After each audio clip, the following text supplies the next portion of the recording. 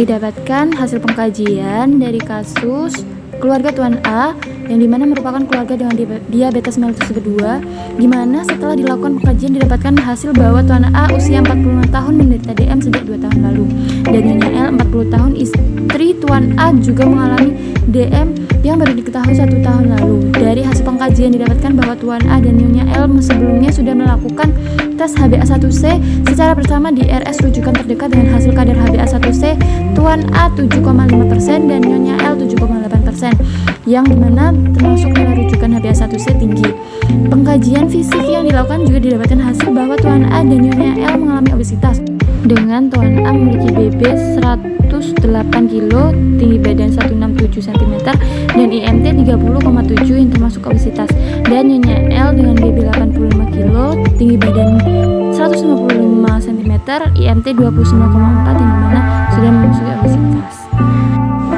Didapatkan hasil juga bahwa keluarga Tuan A juga belum mendapatkan edukasi secara komprehensif mengenai diabetes mellitus tipe 2 serta hubungan antara obesitas dan kadar HbA1c yang didapatkannya. Maka dari itu dilakukan edukasi ini tujuan memberikan pengertian dan pemahaman akan kasus yang dialami oleh keluarga Tuan A. Assalamualaikum warahmatullahi wabarakatuh. Waalaikumsalam warahmatullahi wabarakatuh. Selamat siang Bapak, Ibu, Mbak. Perkenalkan, saya Widya Rahayu, mahasiswa keperawatan. Ini sudah menjadi pertemuan kedua kita, Game.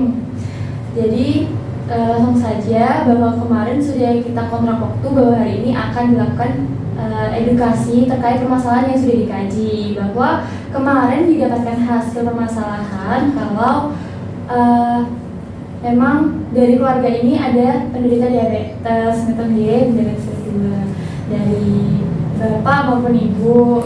Lalu juga kemarin juga sempat ini ya sudah tes HbA1c juga, kalau memang HbA1c-nya katanya tinggi deh.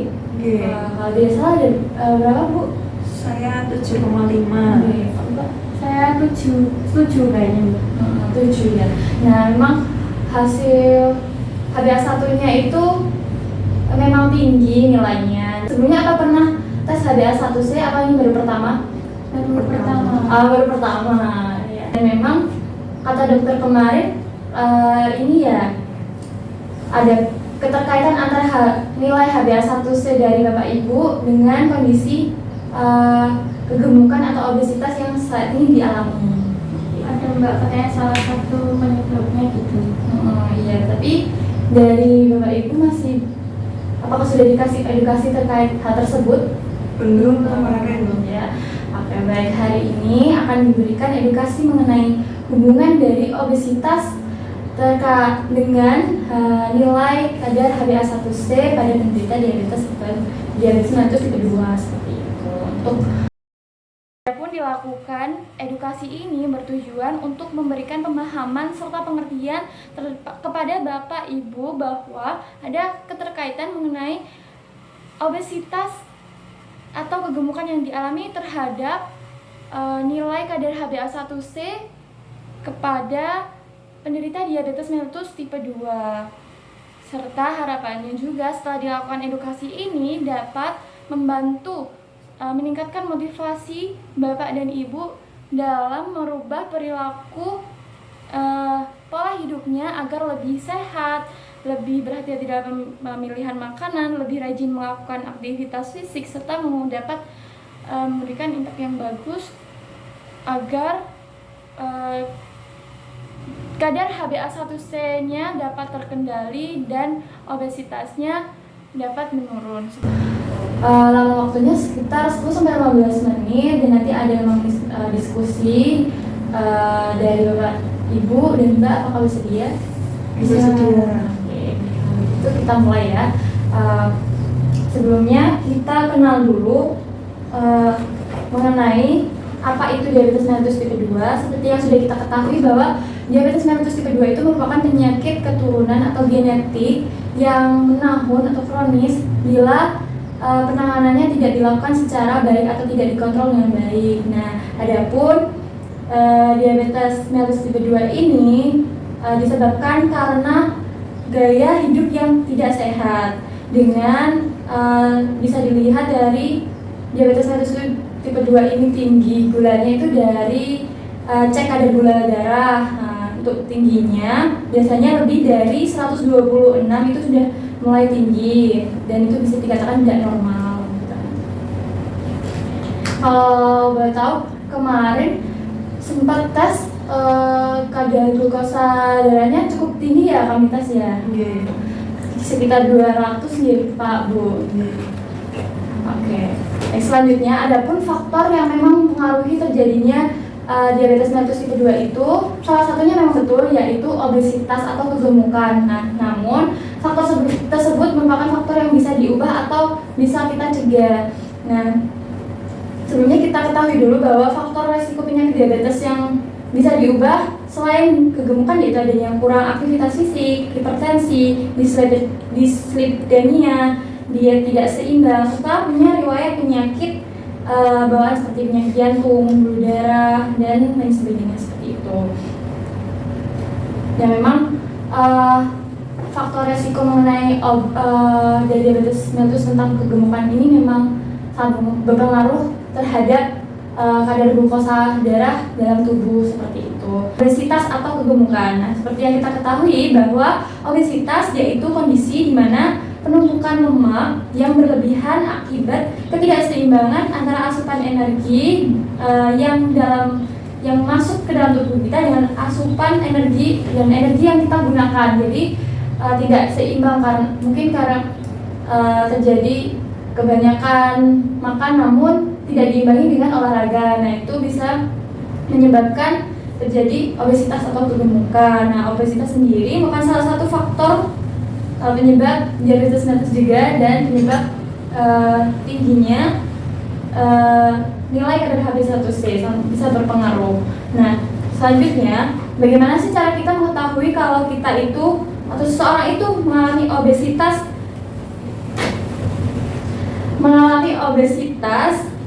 dengan cara pengukuran IMT. Nah, untuk indeks massa tubuh yang dimana bisa dikatakan ada ukuran yang digunakan untuk seseorang mengetahui status gizinya yang didapatkan dari perbandingan berat badan dan tinggi badan. Kemarin juga sudah kita lakukan pengecekan IMT deh Pak Bu. Kalau memang IMT dari Bapak sendiri lebih dari 30 dan Ibu sudah mulai masuk IMT lebih dari kadar normal, yaitu lebih dari 25, yaitu sudah masuk 28 itu termasuk obesitas tahap 1 seperti itu. Nah, kemarin juga sudah kita ajarkan, namun kita ulang lagi cara mengukur IMT indeks massa tubuh berat badan normal, yaitu dengan cara berat badan bisa disebutkan bareng-bareng, berat badan dibagi tinggi badan dikali tinggi badan dalam meter ya. Nah, di sini bisa kita lihat nilai-nilainya bila hasil dari IMT kurang dari 17, yaitu menunjukkan bahwa status gizi yang dialami yaitu sangat kurus. Untuk 17 hingga 18,5 itu kurus. Untuk 18,5 hingga 25 itu masuk status gizi yang normal. Namun untuk IMT lebih dari 25 hingga 27 itu sudah termasuk gemuk atau obesitas tahap 1. Lalu untuk IMT dengan lebih dari 27 itu sudah masuk kadar obesitas obesitas ya. Disebut memiliki obesitas itu juga bisa dilihat dari ukuran lingkar perut seseorang atau bisa dikatakan obesitas sentral, yaitu pada lingkar perut itu pada pria yaitu sebesar lebih dari 90 cm dan untuk wanita 80 cm seperti itu. Nah, untuk mengatasi obesitas sendiri yaitu pastinya dengan cara diet seimbang, konsumsi sayur, buah minimal 5 porsi setiap harinya, lalu membatasi tidur yang berlebih dan melakukan aktivitas fisik atau olahraga minimal 30 menit atau sampai 40 menit per hari. Dan pastinya sesuai anjuran WHO sendiri, seseorang harus melakukan aktivitas fisik itu lebih baik 150 menit per minggunya. Namun bisa dibagi atau dilakukan secara perharinya dengan 30 hingga 40 menit per hari. Seperti itu. Lalu selanjutnya ada membatasi aktivitas tambahan. Nah, memang ini agak sulit kalau lagi nggak ngapa-ngapain. Namun lebih baik kita batasi untuk aktivitas tersebut dan diganti dengan aktivitas lainnya seperti stretching, mungkin bisa, atau melakukan aktivitas lain seperti hobi-hobi kita. Dan yang kelima yaitu batasi konsumsi gula, garam, dan lemak yang berlebih. Nah, di sini bisa kita lihat bahwa memang konsumsi gula yang baik itu 4 sendok makan per hari, lalu untuk garamnya 1 sendok teh per hari, dan lemak atau minyak 5 sendok makan per hari. Memang sudah dianjurkan seperti itu. Nah, selanjutnya apa sih kadar HbA1c itu? Nah, kadar HbA1c itu merupakan kontrol glikemik jangka panjang yang menggambarkan kondisi perilaku kita selama 8 hingga 12 minggu sebelumnya karena waktu paruh dari eritrosit atau darah kita. Maka dari itu, pemeriksaan HbA1 ini dianjurkan dilakukan tiap 3 bulan sekali. Ya, gitu. Pemeriksaan HbA1c ini dianjurkan untuk dilakukan secara rutin pada pasien diabetes mellitus. Pemeriksaan pertama untuk mengetahui keadaan glikemik. Pada tahap awal penanganan, pemeriksaan selanjutnya merupakan pemantauan terhadap keberhasilan dari pengendalian. Nah, karena memang ini pertama kalinya Bapak dan Ibu melakukan tes HbA1c ini, nah ini adalah sebagai tahap awal untuk mengetahui keadaan dari metabolisme atau glikemik atau gula sendiri dalam darahnya Bapak Ibu untuk penanganan dan pemeriksaan selanjutnya. Nah, karena memang HbA1-nya cukup tinggi, kita bisa ini ya lihat bahwa nilai rujukan kadar HbA1c sendiri normalnya yaitu kurang dari 6%. Nah, untuk kadar glikemik baik yaitu kurang dari 7%. Kendali glikemik sedang yaitu 7-8%, namun biasanya itu sudah termasuk tinggi ya HbA1c-nya. Dan jika lebih dari 8% itu termasuk kendali kadar HbA1c-nya atau glikemiknya sangat buruk seperti itu. Kemarin kan Bapak Ibu hasilnya di atas 7 semua ya. Nah, itu termasuk sudah termasuk tinggi kadar HbA1c-nya. Dan artinya bahwa gambaran perilaku ibu Bapak dalam 3 bulan kemarin itu kurang baik untuk perilakunya, seperti kurang olahraga, pengaturan makannya juga kurang, seperti itu. HbA1c-nya tadi bisa kembali normal atau bisa dikendalikan dalam batas yang baik dengan cara melakukan 5 pilar penata laksanaan diabetes mellitus yang sudah saya sebutkan tadi. Nah, yang memang dipertanyakan yaitu hubungan obesitas dengan kadar HbA1c itu seperti apa? Apakah ada memang korelasinya atau tidak? Nah, timbunan lemak yang berlebihan dalam tubuh penderita diabetes mellitus atau obesitas dapat dan penderita obesitas atau diabetes mellitus itu dapat mengakibatkan resistensi insulin yang berpengaruh terhadap kadar gula darah penderita diabetes mellitus. Nah, IMT dengan nilai IMT yang lebih dari 25 kg per meter persegi. Nah, nilai IMT yang lebih dari 25 pada orang dengan DM dan obesitas menyebabkan reseptor insulin atau insulin pada sel dalam tubuh kita itu kurang sensitif, maka menyebabkan berkurangnya insulin dalam darah dan tidak dapat bisa dimanfaatkan yang berdampak pada penurunan penyerapan gula darah pada jaringan sehingga kadar gula darah menjadi meningkat seperti itu. Nah, semakin tinggi lingkar tadi kan juga disebutkan bahwa kita bisa mengukur obesitas dari lingkar pinggang atau lingkar perut kita ya. Nah, semakin tinggi lingkar pinggang atau semakin tinggi IMT juga menyebabkan berpengaruh pada kadar HbA1c yang menyebabkan bahwa obesitas itu menyebabkan gangguan pada proses penyerapan glukosa dalam sel sehingga menyebabkan peningkatan kadar glukosa dalam darah. Nah, kalau kan obesitas memang penumpukan lemak ya Bapak Ibu. Nah, karena lemak yang banyak itu menyebabkan gula terjadi tidak terserap dengan maksimal, sehingga saat pengambilan nilai HbA1c sendiri menyebabkan terjadi hasil HbA1c yang cukup tinggi nilainya. Maka dari itu kemarin HbA1c Bapak Ibu dimiliki termasuk tinggi karena memang kadar lemak dalam tubuh memang sedang tinggi seperti itu, atau sedang mengalami obesitas itu tersebut. Nah, mungkin materi kali hari ini sudah cukup. Saya harap bisa menjawab pertanyaan Ibu kemarin, dan mungkin sekarang kita lanjut saja dengan diskusi saja. Apakah dari penjelasan saya tadi bisa ada menimbulkan pertanyaan atau ada yang ingin perlu dijelaskan lagi? Ya Mbak, Monggo. kan saya sama bapaknya ini kan kadar HbA1c-nya kan tinggi. Nah itu ada cara atau kemungkinan nggak biar kadarnya itu menurun jadi normal gitu Mbak? Oke. Baik, terima kasih sebelumnya pertanyaannya. Caranya biar kadar HbA1-nya itu terkendali, ngoten nggih? Iya. Biar tidak terlalu dikatakan tinggi. Ya. Bisa dikendalikan dengan cara 5 pilar penata laksanaan diabetes tadi. Mungkin bisa disebutkan kalau memang ingat tadi 5 penata laksanaan diabetes.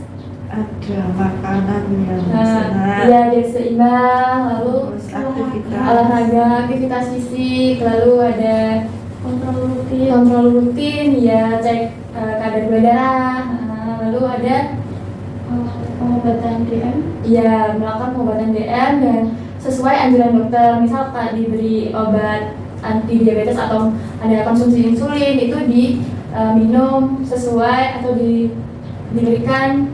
dikonsumsi sesuai dengan anjuran dari dokter. Lalu ada mengikuti pendidikan kesehatan untuk memberi perhatian seperti itu. Nah, mungkin dari 5 penata laksanaan diabetes tadi itu bisa diterapkan di sehari-hari agar kadar HbA1c itu bisa membaik, karena kan memang kadar HbA1c itu cerminan atau perilaku kita selama sehari-hari yang diukur 3 bulan yang lalu atau 6 bulan yang lalunya gitu. Nah, maka dari itu perlu kegiatan atau pengontrolan rutin mengenai diet, makanan, olahraga, dan pengontrolan rutin gula darah serta medikasi juga.